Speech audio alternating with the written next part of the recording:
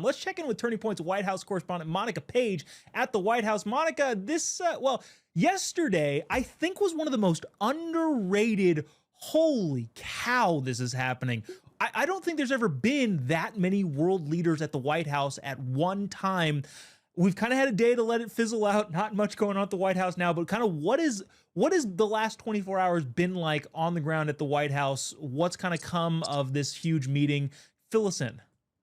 Well, it's definitely been a whirlwind here at the White House, Jobob. There's so much good news coming out, essentially. And the mainstream media likes to say, I don't know about if this meeting can happen between Zelensky and Putin, but essentially, the only president who can ever get this done is President Trump. And what we saw yesterday was a conglomerate of world leaders coming together and all in agreement that the killing has to stop, that there will not be any American boots on the ground in Ukraine, and that Ukraine will not be part of NATO, and they just essentially want this war to come to an end. This has gone on for far too long, and it was nice and refreshing to see the amount of leaders come to the table and want to meet with President Trump. And he actually got Putin on the phone yesterday in front of the world leaders on speakerphone so they can see for themselves that this is happening in real time. So that was a huge takeaway of what we saw yesterday. And moving forward now, as I just previously mentioned, there will now be a bilateral meeting between Putin and Zelensky. Now,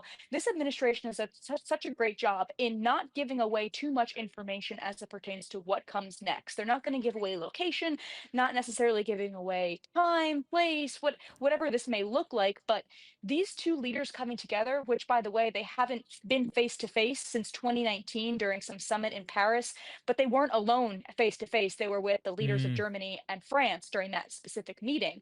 But this may be face to face. I don't know if it's going to be solo between the two of them, or they're going to have their each respective, aides and members of their respective governments there. But it's going to be definitely something interesting to watch moving forward. So Trump has said just this morning on Fox and Friends that there needs to be some flexibility on both sides as well. Zelensky needs to be flexible in coming to the table and setting up this meeting, and so does Vladimir Putin. Monica, I recognize that you're not the president, but I'm just curious. You're kind of gauging the vibe of the White House, the vibe of administration. I realize that this is probably a super rudimentary question, but especially considering the last administration where nothing was done. Why does President Trump care so much about this to have all of these just groundbreaking meetings with different world leaders coming to the White House, going to meet with Putin? Why does it matter so much to him? Well, that's a question that it seems like the mainstream media just really can't answer. But if you have common sense, you realize that President Trump, he's a man for everybody. He's a president Mhm. for everybody. He wants people to stop killing each other. He wants to be able to make deals with other countries and help our country prosper and have others be able to prosper in their own countries as well. This is common sense. He wants the killing to stop. He wants global peace. And this has really become something that's been following him around and following the previous president around for Yeah. quite some time. And there was no progress made. Trump is showing true progress with this.